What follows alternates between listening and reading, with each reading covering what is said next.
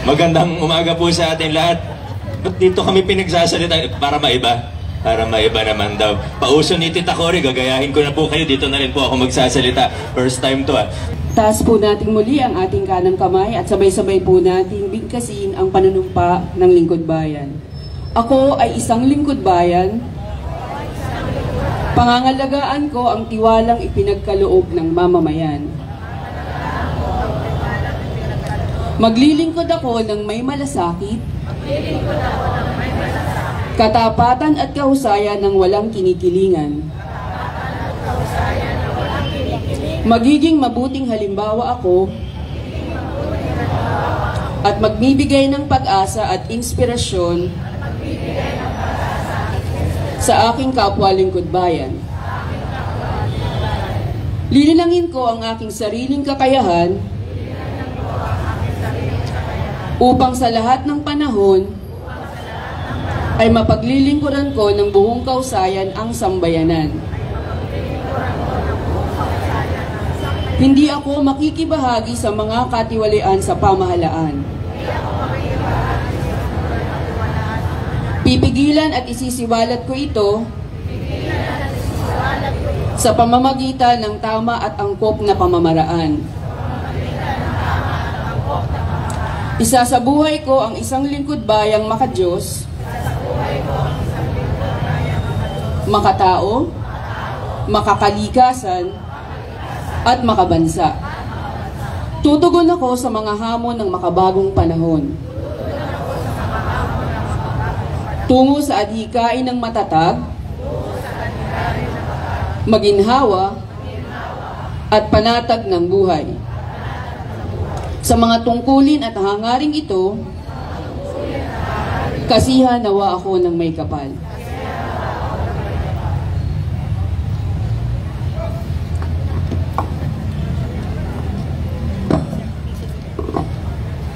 Ngayon po ay ginugunita natin ang mga sumusunod. Fire Prevention Month, Proclamation Number 115-A, Series 1966, Tax Consciousness Month, Proclamation Number 1239, Series 1974, Women's Role in History Month, Proclamation Number 227, Series of 1988, Burn Prevention Month, Proclamation Number 360, Series 1989, Rabies Awareness Month, Executive Order Number 84, Series 1999, National Women's Heart Health Month, Proclamation Number 1675, Series of 2008. For Week 1, Aviation Week, Proclamation Number 774, Series of 1970. Environmental Week, Proclamation Number 975, Series of 1972. Women's Week, Proclamation Number 227, Series of 1988. For March 8, National Commission on Muslim Filipinos, Republic Act Number 9997 of 2010. Women's Rights and International Peace Day, Proclamation Number 224, Series of 1988. National Women's Day, Republic Act Number 6949 of 1990. For Rabies Awareness Month, we have a message from the City Veterinarian, Dr. Emma M. Sanchez. Executive Order Number 84, Series of 1999, signed by then President Joseph Ejercito Estrada, declares the month of March of every year as Rabies Awareness Month. Rabies is a viral disease that can be transferred from animals to humans, most commonly through bites and scratches or licking of open wounds by a rabid animal. Though it is preventable, the Philippines still registers 200 to 300 human deaths per year due to this disease. On One Health approach, on the animal side, the Veterinary Services Department controls rabies through a one-time registration through RFID microchipping and anti-rabies vaccination of dogs and cats in the VSD office clinic and in the scheduled barangays daily. On the human side, the City Health Department administers pre-exposure prophylaxis to high-risk individuals and post-exposure vaccinations to animal bite patients to control rabies. Remember that rabies is 100% fatal but 100% preventable. Let us all be responsible pet owners. Para naman po magbigay sa atin ng anunsyo tungkol sa Family Planning Mobile Clinic and Hearing Test, narito po ang Family Planning Program Manager ng ating Pasig City Health Department, Dr. Lea Fairchild Lucas.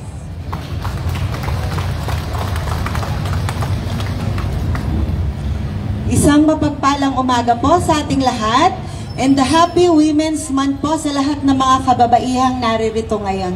So in line with the celebration of the National Women's Month, we are so happy and proud to announce the launching of the first ever LGU-owned mobile family planning clinic in the whole National Capital Region. Nakaka-proud lang po dahil ito po ang kauna-unahang family planning mobile clinic sa lahat po ng city sa buong Pilipinas. So this project was made possible by the help and support of our dear Mayor, Mayor Vico Soto, and the whole Pasig City Council. Ang proyekto pong ito ay pinangunahan ng Family Planning Program under the City Health Department at ang layunin po nito ay dalhin sa iba't ibang mga barangay ang serbisyo ukol sa responsableng pagpaplano ng pamilya gaya po ng pamamahagi ng libreng oral contraceptive pills, injectables, condoms, paglalagay po ng subdermal implants at IUD. At dahil pinahahalagahan po namin ang kalusugan ng lahat ng mga kababaihan dito sa lungsod ng Pasig, isa po sa serbisyong daladala ng ating mobile clinic ay ang cervical cancer screening sa pamamagitan po ng pap smear at VIA o yung tinatawag po nating visual inspection through acetic acid po. So intayin niyo po ang ating mobile clinic sa inyong mga barangay upang maghatid po ng family planning services. Thank you po.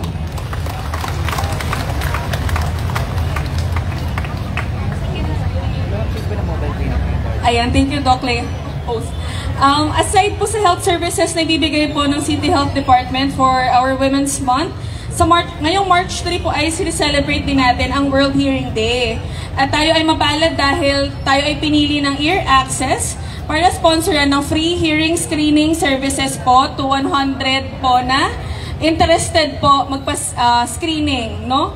Ayun po ay gaganapin ito sa 7th floor natin sa E-Lounge. So kung pakiramdam nyo po ay gusto nyong ipacheck kung okay pa po ba yung parinig nyo, di ba? Kung sa tingin nyo po ba ay nabibingin na ba kayo sa boses ng mga boss nyo?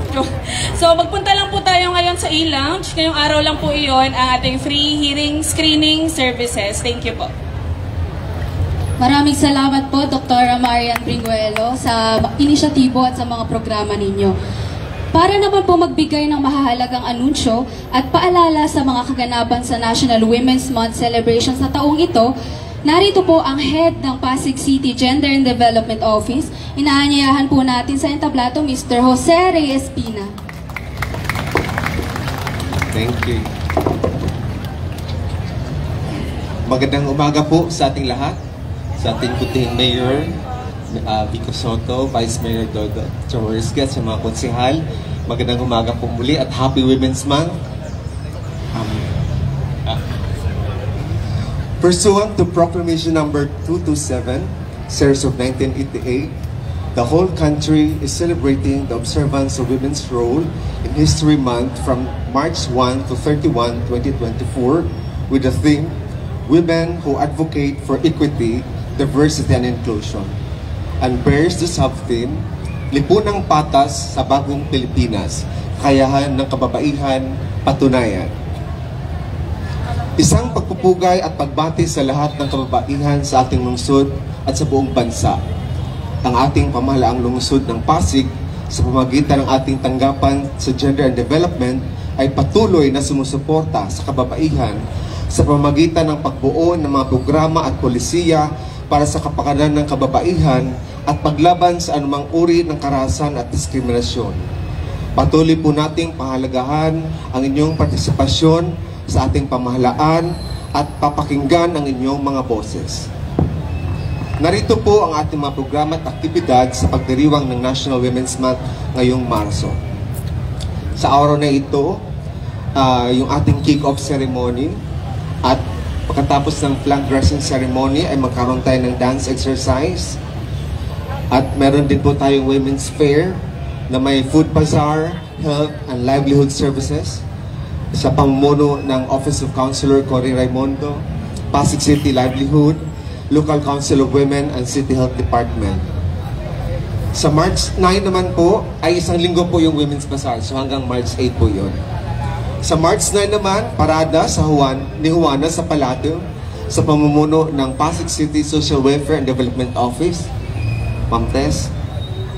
Sa March 11, 2024, bigay aral, dagdag kita kay Juana, a livelihood training on dishwashing liquid at Barangay Bambang, muli sa pamumuno ng Pasig City Social Welfare and Development Office. Sa March 19, 2024, I think nabanggit na kanina ni Doc Marian, yung Community Health Caravan at Barangay Pinagbuhatan, no? Sa Pasig City, pamumuno ng Pasig City Health Department.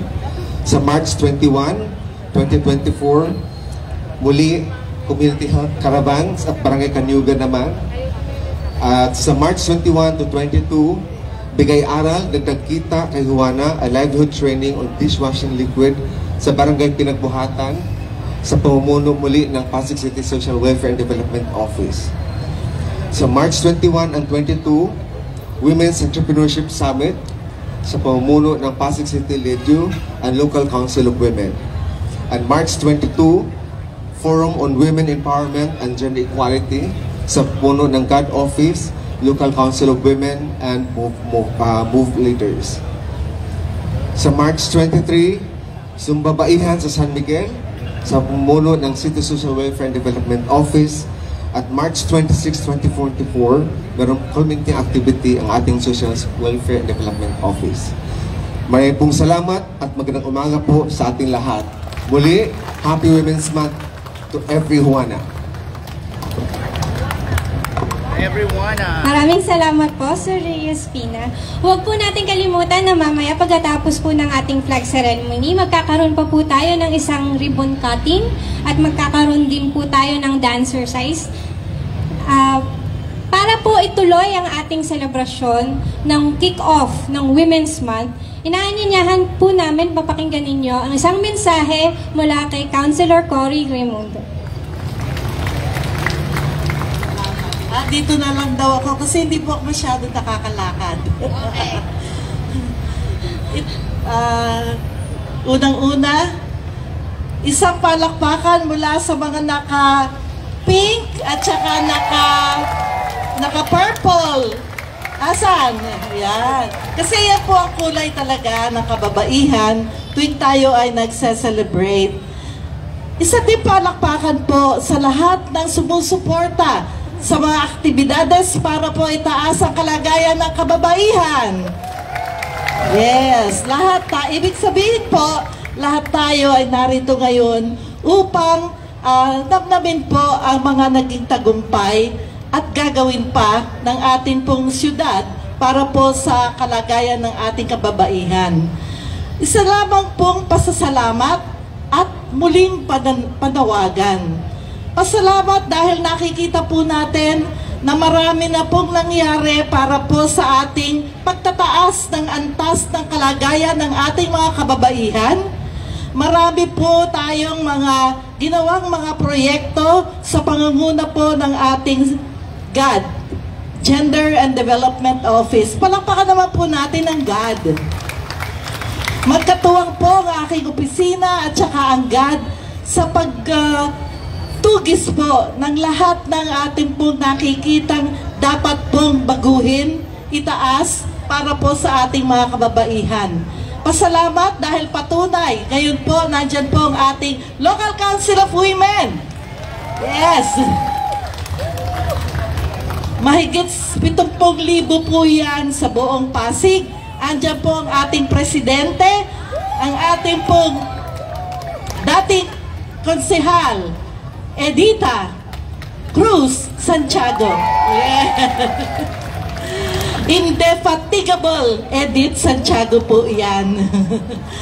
At ang aking naman po panawagan, sana po magtuloy-tuloy po tayo dahil marami pa pong areas that need improvement in terms of pushing our women into greater heights, particularly yung kanila pong karapatan. Hindi pa po tayo nakakarating dun sa ideal na pantay-pantay ang lahat ng sektor, lahat po ng genders dito sa ating sa Pasig. Pero masasabi po natin na hindi po tayo napapahuli sa buong bansa, bagkus tayo po ay isa sa mga nangunguna. Kaya congratulations po sa ating lahat and Happy Women's Month! Thank you po. Sa puntong ito, pakinggan naman po natin ang mensahe ng ating punong lungsod ng Pasig. Mga kasama, palakpakan po natin Mayor Vico Soto. Magandang umaga po sa ating lahat. Ba't dito kami pinagsasalita? Para maiba.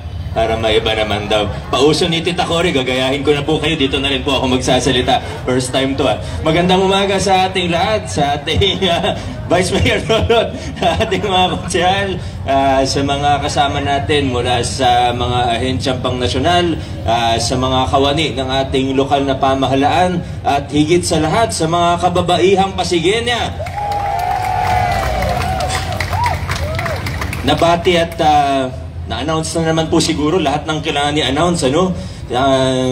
Si Sir Ray talagang inubos lahat ng announcement hanggang sa mga event natin sa mga barangay ay hindi kinalimutan ni Sir Ray na banggitin. Alam niyo, siguro, Councilor Cory, siguro masasabi ko na this 2024, so far, ang most improved office natin sa City Hall ay maaring ang God natin. Tama ba, Sir Ray? Abangan pa natin ang iba pang mga improvements nila hanggang sa dulo ng taon. At habang nagsasalita si Sir Ray, siguro mag-agree din yung mga ibang event. Tingnan ko si Sir Ray, biglang may dumaan na pusa. Sabi ko, parang pareho sila maglakad nung pusa. Napansin ko lang, Sir Ray. Pero sana suportahan natin ang lahat ng mga events, lahat ng mga programa na nabanggit po kanina, mula dun sa first ever, sabi nga nila, na mobile family planning clinic natin. Congratulations sa City Health Department natin. Yung mga aakyat po mamaya para dun sa hearing test, kung si Buboy, pakisamahan na lang po sila. Tapos, yung last week, meron tayo very successful na paggunita ng anti-rabies Rabies Awareness Month. At very active naman po ang city vet natin. Pero sabihin ko lang po, para dun sa mga city department head na habang naglulupang hinirang, medyo tumatakbo po dun sa gilid, nakita po namin kayo. At di na natin papangalanan sino yun, pero nakita po namin yun. Again, sa ating mga kababaihan, ang ganda po na po ng mga mensahe kanina, hindi ko na masyadong dadagdagan para hindi na po masyadong humaba pa. At meron pa tayong ribbon cutting, nyo na lang po nabatiin ko po ang bawat isa sa inyo. Hindi na po mga kababaihan, pero ang bawat isa sa atin, mabatiin po natin ng Happy Women's Month. Happy Monday din po sa ating lahat. Adjourn na po tayo. Maraming salamat po.